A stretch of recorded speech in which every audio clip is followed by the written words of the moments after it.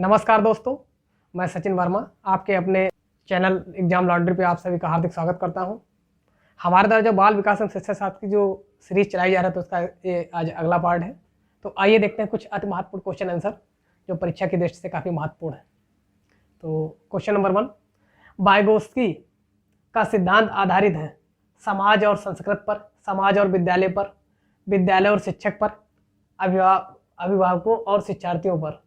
तो जो वाइगोत्स्की का जो सिद्धांत जो होता है वो समाज को एक मुख्य औजार के रूप में माना जाता है, प्लस उससे जो संस्कृत जो जुड़ी होती है। तो जो वाइगोत्स्की का जो सिद्धांत होता है समाज और संस्कृत पर निर्भर करता है। तो जो पहला ऑप्शन सही होगा इसका।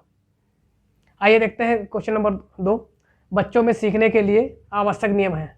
ऑप्शन नंबर 1, बहुप्रतिक्रिया नियम, रटने का नियम, तत्परता का नियम, व्यवस्थित अधिगम प्रक्रिया का नियम। तो जो बच्चों में सीखने के लिए जो आवश्यक जो नियम होते हैं इसके बारे में कुछ जानकारी दे दें आप लोगों को। जो जैसे एक प्रतिभाशाली जो बालक होता है तो उसको जो किसी नई चीज़ को जिज्ञासा जो करने के लिए जो उत्सुकता जो होती है तो उसी का संबंध जो होता है तत्परता से होता है। तो इसका जो ऑप्शन होगा वो सी सही होगा। आइए देखते हैं क्वेश्चन नंबर 3, मौखिक रूप से सीखने की अक्षमता है। अफेज्मा, डिसलेक्सिया, अग्रेफिया, डिसग्राफिया। तो जो मौखिक रूप से जो कम्युनिकेशन जो होता है संप्रेषण के लिए जो अधिगम आवश्यकता होती है उसको अफेज्मा बोलते हैं। तो जिसका जो ऑप्शन होगा वो ए सही होगा। ए इज द राइट आंसर। आइए देखते हैं क्वेश्चन नंबर 4, संवेग के संबंध में मूल प्रवृत्तियों की संख्या होती है। तो जो संवेग के जो मूल जो प्रवृत्ति होते हैं जो संख्या होती है वो 14 होती है। तो इसका जो ऑप्शन होगा वो सी। तो आइए देखते हैं क्वेश्चन नंबर 5, बाल केंद्रित शिक्षा का सिद्धांत नहीं है। क्रियाशीलता का सिद्धांत, निर्माण का सिद्धांत, रुचि का सिद्धांत, अनिश्चित उद्देश्य का सिद्धांत। तो जो बाल क्रिया का जो सिद्धांत होता है उसके अंतर्गत क्रियाशीलता का भी सिद्धांत होता है, निर्माण का भी सिद्धांत होता है, रुचि का भी सिद्धांत होता है, अनिश्चित उद्देश्य का सिद्धांत नहीं आता इसके अंदर। तो इसका जो ऑप्शन होगा वो डी सही होगा। आइए देखते हैं क्वेश्चन नंबर 6, जो बालक ... से ग्रस्त है वह पढ़ने में अक्षमता का प्रदर्शन करता है। Number 1, dyslexia, apraxia, aphasia, dyspraxia.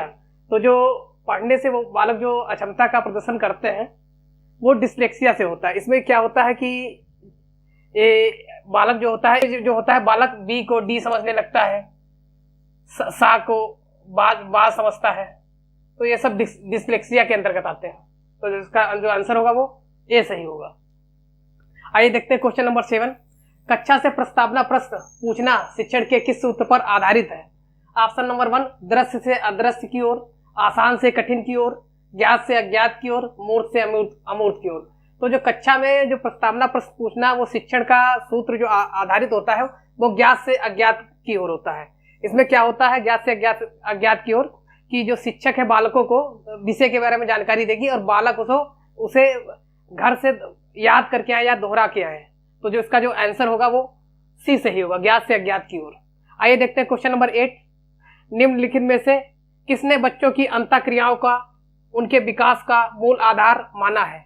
Option number 1, Lawrence, Kohlberg, Lev Vygotsky, Jean पियाजे, स्किनर।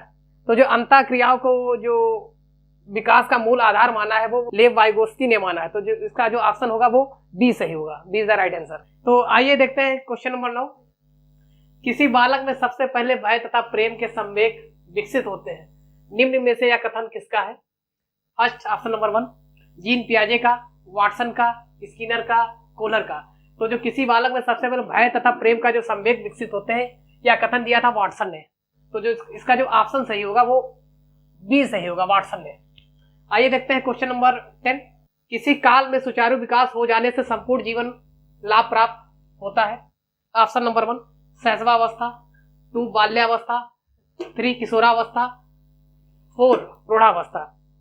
तो जो विकास हो जाने से संपूर्ण जीवन लाभ प्राप्त होता है वो हुई किशोरावस्था, क्योंकि यही जो अवस्था होती है यही से बालक का विकास की मतलब उसको कैसे क्या उसका जो जीवन पर्यंत उसकी विचारधाराएं सब यही से शुरुआत होती है। तो जो इसका जो ऑप्शन होगा वो सी सही होगा। तो ये थे कुछ हमारे 10 महत्वपूर्ण क्वेश्चन आंसर जो परीक्षा की दृष्टि से काफी महत्वपूर्ण है। तो ये अगर ये आप लोगों को हमारी सीरीज अच्छी लगी हो तो प्लीज़ इसे लाइक कर दें, शेयर कर दें, सब्सक्राइब कर दें। Thank you for watching.